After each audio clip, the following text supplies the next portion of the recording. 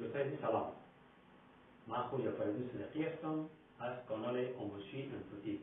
دوستان اگر میخواهید که فراتر از کورس بیاموزید و در برنامه‌های مختلف کامپیوتر و معلوماتتان افزود شد، پس با کانال آموزشی اینفوتیک مشترک شید و علامه زنگ بالای آل قرار دهید تا اینکه ویدیوهای جدید ما به دسترس شما قرار دهد. دوستان سلام، من خوجا فرید صدیقی هستم با یکی تکنیک دیگری در برنامه اکسل.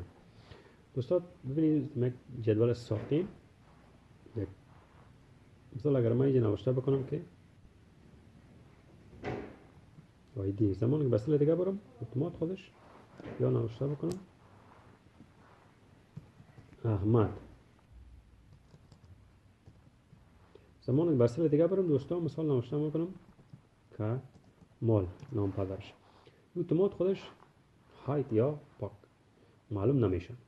این که چگونه را ساختیم دوستان، میریم تمرینشه. اگر ما بخوایم پس ظاهر بسازیم، پس تمام سلا را سلکت میکنیم دوستان، شیت ما را سلکت میکنیم، فرمت سل و از این قسمت تایپشه پاک میکنیم دوستان، کاستومشه انتخاب میکنیم. حالا دوستان ببینید که تمام سلای ما ظاهر شد.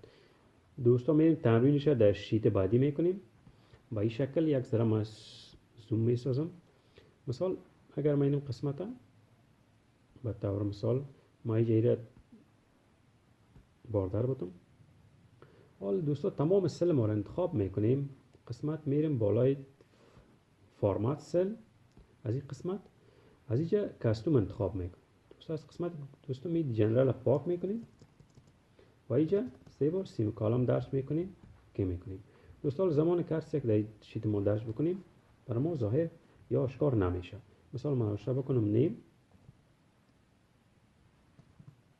زمانی که بسیار دیگه برم پس اتومات معلوم نمیشه. مثلا نوشته بکنم اف نیم، مثال